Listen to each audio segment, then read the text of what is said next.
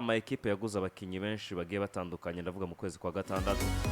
iriya equipe ya Liverpool twabonye yinjizamwe abakinyi nka ba Florian Wirtz abakinyi nka ba Hogoye Gitike bazana ba Alexander Isaac n'abandi benshi mu gihe equipe nka Manchester United twabonye witwa Brian Mbeumo tubona Matthias Cunha tubona Ninde yinjiye mu kwezi kwa gatandatu hariya ni Benjamin Sesko ni Ben Sheshko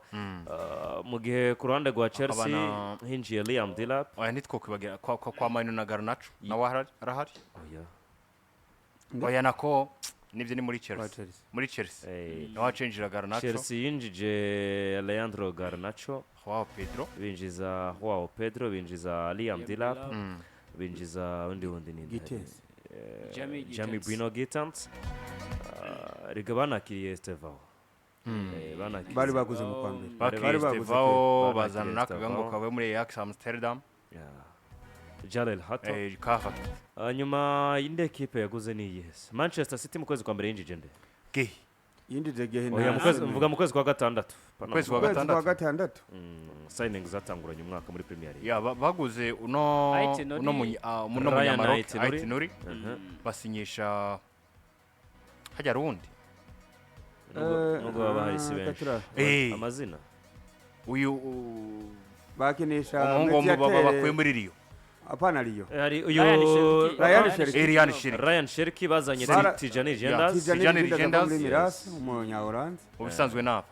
hanyuma mu kwambere kundi kwari kwaraheze bari bazanye Vales uyu wakina muri Girona bena Abdul Qadir Kusanov muri Arsenal binjije Victor Yokrosh binjije abakinyi 8 binjije beshi binjije Eze binjiza Eberechi Eze binjije Christian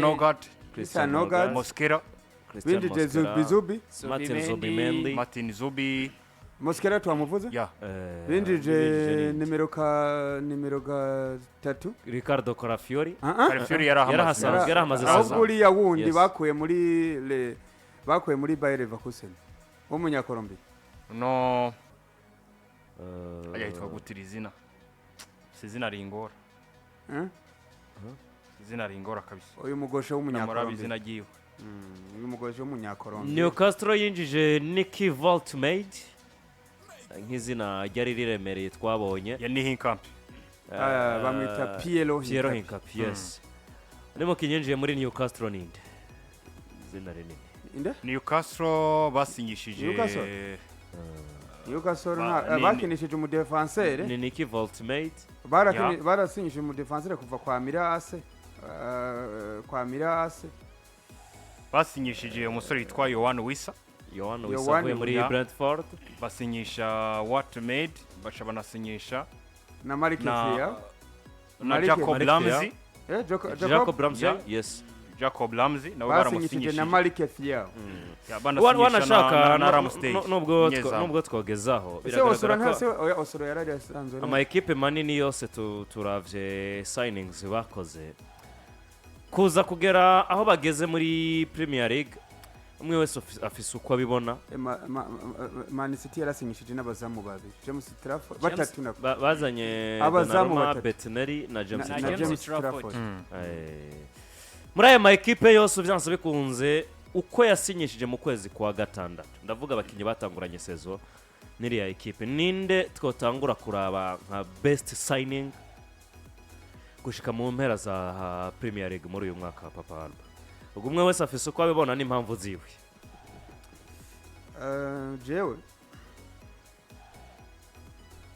jewe nubwo byose abakuraba statistique ariko ngerageje kuraba n'amaso yanje harabakireka ukuvuga ngo wa mbere mwiza gusumba abandi noyo bava bingora ariko reka mvuge batatu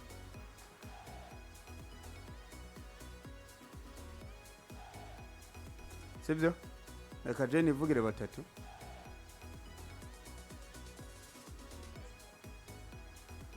jewe umwiza no murondera hagati ya Ekitike na Mbe umuntu Joao Pedro ku ruhande rwanje nubwo n'abandi harimo abakinyi beza baguzwe notama nk'uyu Votimate nawe n'umukinyi burya yagumirije equipe ese munyibutse sinkorishana igoro tiyagaje ubunyene Goro Thiago wa Brentford wa Brentford aje ubunyene nibaza nka ajobo Igo Thiago igoro Thiago ntaje ubunyene kipe yiwe yanasezerewe ku mugoroba oya yara igoro Thiago Mwakwezi yakina muri Brentford Mukwezi ari muri Brentford saison 2024-2025 nubwo yakinye match nke abakinira match 8 gusa myaka 24 mbona ari umukandida mwiza gutumwa ko muri Brazil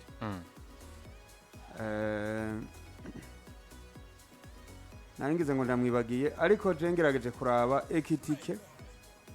Mbeumo Joao Pedro wa Chelsea mbona umwe sofa je no kuramo umusigning mwiza wa Premier League sofa ko ntabwo nirengagije ingufu zaba bakinyi bandi notama nka nanda muvuze Votimate hari ubundi kwa Manchester United ubona ko yazanye iyo stability nyuma yo kubahoza amarira Onana umuzamu nubwo kenshi tudakunda kubashira ko iyo attention uyu mupeti w'umubirigi uravye amahera yaguzwe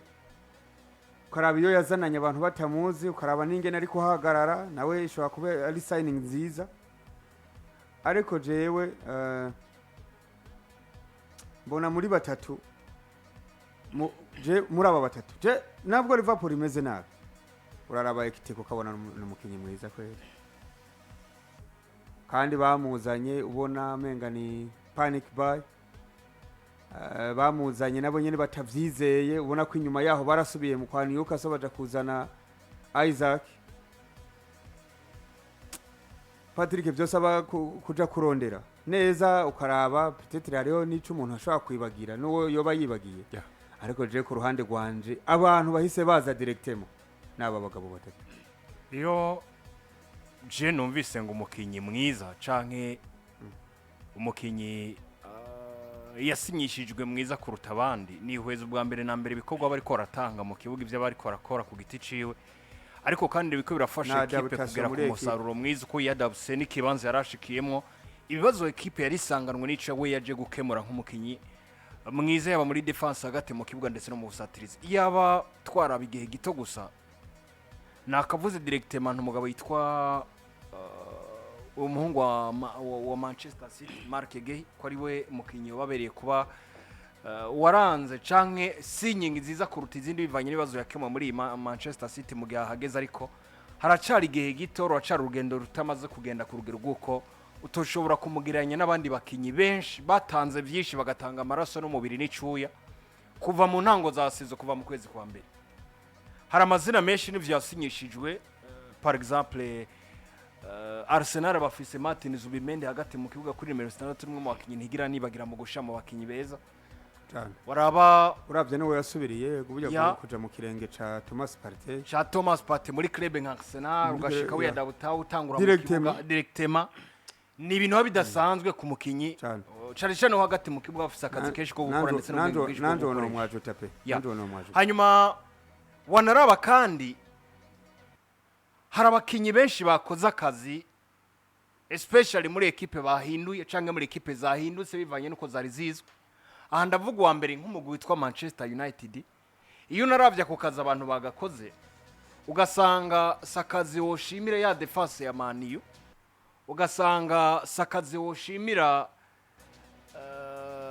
nde gusa abakinyi bo hagati gusa ahubwo abasatirizi nabo bakaba ariko bakora akazi kadasanzwe kugira ngo equipe yitware neza nivyo hari ugwego rw'ivyo batanga abo basatirizi mushira credit kuri miliye yabo igizwe na Bruno Fernandes igizwe na Carlos Casemiro ndetse n'igaruka ry'umugabo witwa Kobe Maino ariko vraiment iyo uri kuraraba Manchester United ntiwigera wibagira canke ntiwigera utakaze cizere mu gihe uri kurabona Brian Mbeumo yari mu kibuga Brian n'umukinyi yirukanka n'umukinyi directement adefanda yataka n'umukinyi mu bisanzwe yerusha akazi kose ka equipe yitwa Manchester United iyo umukinyi yabonetse muri club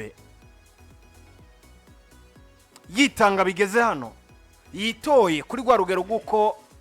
muri mani bategerezwa guca babona impano yabo idasanzwe umukinnyi bagaragaza nk'uwa mbere muri club yitwa Madiaro nk'umukinnyi ahubwo adafise intege n'ubushobozi bwo gukinira iyi ekipe mu kibanza ca mbere kuko Brian Mbeumo hari ntegerezwa guca ndamukonsidera nk'umukinnyi mwiza. Brian ni umusore ashobora gutanga umusaruro mwiza kuri nimero 11 kuri nimero 7 yaba umukinnyi akinagaruka mu kibuga ntagire ikibazo na kimwe kuri full strike kuri nefu ntagire ikibazo na kimwe izo kufura arazitera ico cizera aragifise vraiment n'umukinnyi mwiza cyo kimwe na Mateus Kona je kubwanje nawe mba mbona ko ari umukinnyi nawe atanga byose kuri equipe ya Manchester United na cyane ko ari umukinnyi yagumye ahindagurirwa ibanza muri iyi club atigeze agira stability n'abakinnyi rero bagera kuri babiri je kubwanje nita abakinnyi babaye beza muri championnat yitwa Primus League nako Premier League sinzi umuntu yambwiye ngo bariye ngo bazotwara igikombe cyahindutse cyitwa Premier League wabugize Zubi na Mbeumo ya ugize abo gusa hanyuma yasindahize aya n'amazina aciye nimero ariko kandi ndacyaraba muri za equipe zagize impinduka hari umugwi witwa Chelsea nawe wasinyishije amazina menshi sinza kuyagaruka ko yose kuko ayo mazina araye atari ko arafunctiona neza par exemple nk'izina rya Alejandro Garnacho risigaye yicarikwa ku ntebe yasubira abandi ne equipe ifite abakinyi benshi cyane gose bigoye gupfa gutora nk'umukinyi wo gukinisha directement ariko hari amazina nk'abiri hari n'abinjiye bamaze kuva muri equipe batijwe bamaze kuva muri equipe batijwe kubera ko ubushobozi bw'ivyo batanga basanze buri hasi ariko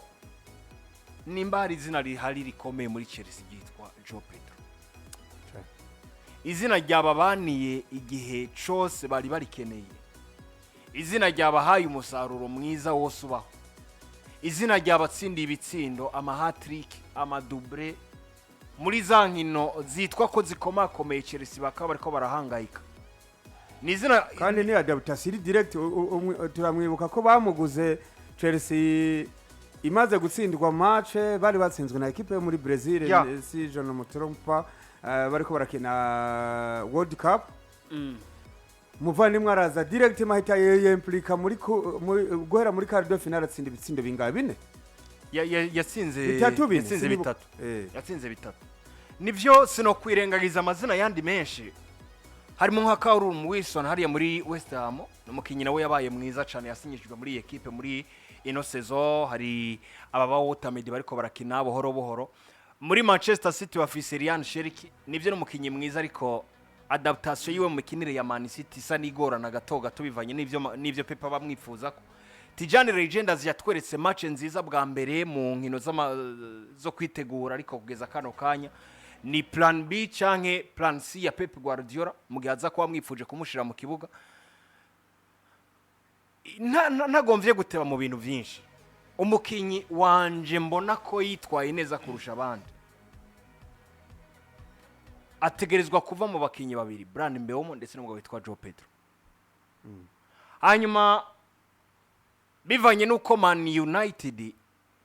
hari gihe kinini yagira buru no mugabo witwa Brian Mbeumo ariko yaza muri Afrika nk'igihe yaza cyane muri Afrika gukina ni naho Man U batangiye kugira ibibazo bigiye bitandukanye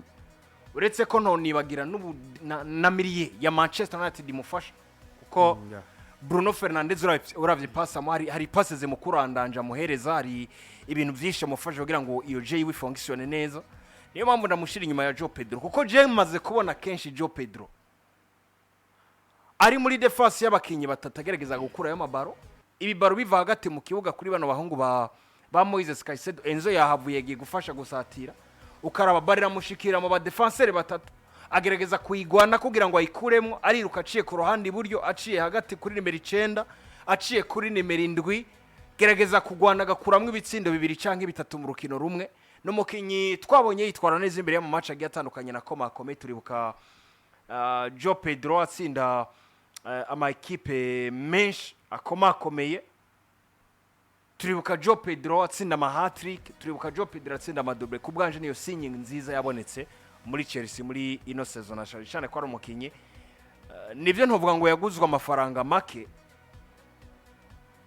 ariko n'umukinnyi ku bwanje bivanye n'amafaranga yanaguzwe na adaptation yashitse agira no kwita uwa mbere yasinyishijwe Mwiza haracasigaye igihe mu mpera za sezo nibibandanya kugenda nk'uko biriko biragenda simbona umukinnyi nzo kwita Mwiza kuruta Mark Guehi wa Manchester City yaguzwe miliyoni 200 gusa z'amafaranga y'amayero biracagoye cyane kuko ariko ujya wewe nuko novuga ngo na no kuva muri ekipe ya Crystal Palace yarasanzwe ari kapitene kuza muri ekipe ya Manchester City naho twavuga ko kandi naho nubundi yasanze ari ekipe bisa nkaho nubundi yiyubatse kuva kera imana projet ya Pep Guardiola imaze imyaka irikira fonctiona ariko kandi Premier League novuga ko yagirinjiramwe amazina menshi yasinye mu makipe mungaba amakipe yo muri Premier League nyina akava muri Brentford ugasanga iyo na Manchester United akava muri Newcastle akiyunga na Brentford aho ndavuga nk'aba ba Brian Mbemo bari basanzwe bakina Premier League ndavuga Joao Pedro arasanzwe akina Premier League ariko ugiye ukaraba Benjamin Sesko yaraje avuye hanze ya Premier League cushira ko Victor Yokres yaravuye muri Portugal ntiyarasanzwe akina Premier League ntiyarazi ngo Premier League ikinwa gute kuko yavuye hariya niwe muntu novuga ko wa mbere yaje muri Premier League umuntu wese yiteze kuvuga ngo Arsenal igiye yagura umwataka ashobora kuzobafasha gutwara England Premier League mu nyuma novuga ko harinje Mosesco harinje Victor Yokres nawe yaravuye hanze ya Premier League aba legends bari bavuye hanze ya Premier League kugeza maka kanya abantu bose abakinyi bagoze binji aba bose basinyishije bavuye hanze ya Premier League bisa nkaho kuyadapta muri Premier League byabanje kubagora aho ndavuga surtout nka Benjamin Sesko yaramaze inkino nyinshi abantu benshi bavuga ati Manchester United ishobora kuba yaribwe ashobora kuba ari flop Manchester United yagize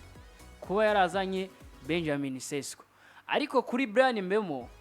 Mateus Kunya yarasanzwe amenyereye Premier League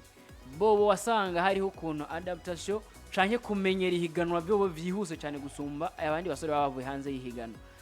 ariko kuri Ugo Ekitike je novuga ko ariwe muntu wa mbere yashitse muri Premier League agishikamo ibintu bye bigahita bimuhira bitandukanye nuko ba Benjamin Sesko ba Yokres bashitse muri Premier League bigaca vyanka bisa nka hariwe wenyene yashitse muri Premier League kuko kugeza maka kanya ibitsindo 11 mu nkino 26 nivyo yao Pedro wa Chelsea bisa nka hariwe afise match nyinshi ugereranije n'aba bandi bose bagiye barasinyishwa muri Premier League ariko ugiye ukaraba Ugo Ekitike gukinira ekipe ya Liverpool kisanga wamaze gutuma ko muri ekipe y'Ubufaransa bivanye n'ibiharuro uri kuragira muri ekipe byose bigaragaza ko je kuby'iwanje mbona ari umwe mu bakinyi binjiye muri Premier League batayimenyereye ariko adaptation yabo ikoroha bikabinovuga ngo bakisanga bamaze kumenyera ihiganwa vyihuse niwe mukinyi kuko ekipe ya Liverpool igura Alexander Isaac yagumutse muri ekipe ya Newcastle abantu benshi twabona ko menga ivyo Isaac yakora muri ekipe ya Newcastle bishobora kuba copy paste akabikora muri ekipe ya Liverpool na cyane ko ekipe ya Liverpool yari heruka gutwara iyo Premier League bari bakiri mu muka wo kuvuga ngo Manchester City kubisimya kingahe iri kiyongeza Premier League nato bishobora gushoboka ko dushobora kuza n'umwaka tugatwara Premier League ari nayo mpamvu rero ekipe ya Liverpool bisa nkaho ariyo yakoze amarokritema menshi y'abakinyi benshi bazibanazimbye wanashaka ni nayo twavuga ko yakoresheje amafaranga menshi ku kijanye n'isoko gigura n'igurisha ariko je kuby'iwanje ndavye umukinyi yavuye hanze ya Premier League yasinyishije avuye hanze ya Premier League Mwiza notora Ugo Ekitike ariko kandi umukinyi yasinyishije mu higano rya Premier League yarasanzwe ari kina yabaye Mwiza uraza usanga ari Joao Pedro ariko kandi biharuro n'ubundi uraza usanga bose tubashize hamwe uko ari babiri ibiharuro byiza biraza kugwa kuri Joao Pedro umuntu yisunze ibyo bisinda ariko arasinda n'uruhare karagira mu guhinsinzi ekipe ya Chelsea jewe ntondetse nk'abane ariko mwe mwanjanye muri byinshi je nshaka umukinyi umwe ya mwiza muri signings zose zakozwe mu ekipe jewe umwe ni Joao Pedro muri aka kanya umwe ni Joao Pedro bwanje Joao Pedro wa Chelsea adaptation rapide nivyo n'umukinnyi akina Premier League muri za Watford mugabo yisanze muri equipe irimwo akajagari kenshi uyu munsi we yashitse kore Palomera atari ko arakina hanyuma impinduka zagumye ziba hagati mu kibuga ikine kabamenyereza bahindagurika waraba ariko agwanira ikibanza kuri nimero 9 no mu nimero 9 yuzuye yitwa Liam Dirap me ntivyigeze bimukanga ahubwo ico kibanza yaragitahukanye aragifata ariko kandi iyo naravye akaza bariko arakora mu kibuga ku giti ciwe kaba karyoshe kuraba kaba ari nakazi ubona ko kubwitange budasanzwe niwe mukinyi umwe wenyene muri bano bakinyi bose bakina basatira wo kwizera ko baro zitanu umuhereza n'imiburiburi mu bakinyi bose aza kuba ariko agwana nabo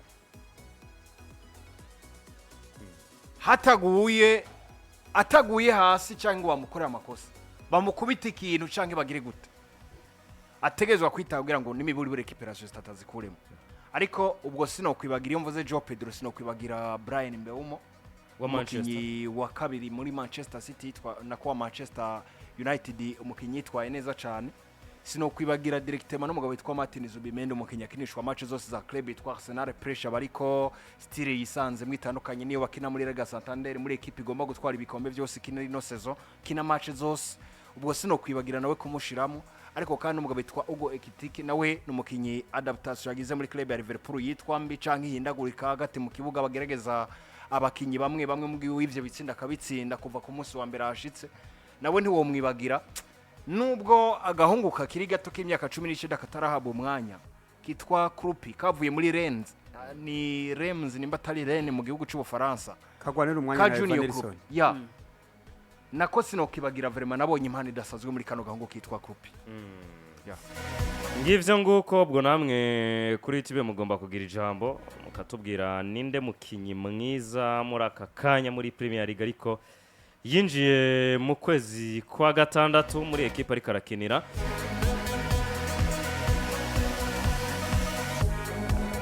kandi akubwire ko ibinyobwa vyiza ari vyo muri Ashibu canke Arise and Shine Burundi ko bagufitiye yitwa Fungus Tea, Fungus Gingembre na Power Tangawizi ibi ni ibinyobwa ushobora kwihereza bimeze neza ku magara yo kukatana isukari nimwe ihari iyongewemwo ni mu gihe Jido Passion, Jido Beterave, Jido Kayote na Jidanana andi maji meza cyane nayo ushobora kwihereza ariko kandi basanzwe bihereza kambi nabo ntibabibagiye muri Ashibu kuko barakubwira ngo aho buteramiye hose baze iyitwa Akeza Drink hanyuma nawe wifadikanye n'abandi menya neza ko aho uteramiye ari mu maresto Fungus yemewe n'amategeko kuko abiyitirira ibinyobwa vya Shibu babaye benshi bakabahenda bakabahereza ibiza kubononera amagara Shibu canka amaresto Fungus uyasanga hose mu gisagara ca Bujumbura makartier hafi yose ariko banashaka no mu nkengera z'igisagara ca Bujumbura ushobora kuba wozisangaho ikizoha kumenyesha ca mbere na mbere nabonye nuko nta yindi radio ivugayo nimugoroba tuza kuba turi muri match za Ligue des Champions tuza kuba turi duteramiye mu maresto Fungus twihereza imitobe igiye itandukanye kosha barakariya kantu kari hirya ya boss kariya nakabonye ahantu ejo mu kantu akabeterave abanisha ntikariya nako akabeterave ni sawa cyane ntikariya nako kabisa nkiriya match yo bakirira Galatasaray yakira muri kuriya kuzimu kwayo yakira Liverpool munabikwiye kuyikora ariko aranywa kabisa akaragira ikirezi ariko aranywa ubwo iva nambwira ahantu mpava nca ndabuko nige ubabwira ati kankere nini ana boss wabona yo cyangwa na boss arashobora kugira ati bagabo ati rabo gahitana ati bahari ba mama Fungus nese Richard bigenze gute koko katwipfura ijoro ryiza Richard bigenze gute Fungus ni sawa ariko kana kantu keza cyane gose zero alcool zero sucre ajouté voilà kantu keza cyane pe naturel pure yes nuko niko bimeze twigire rero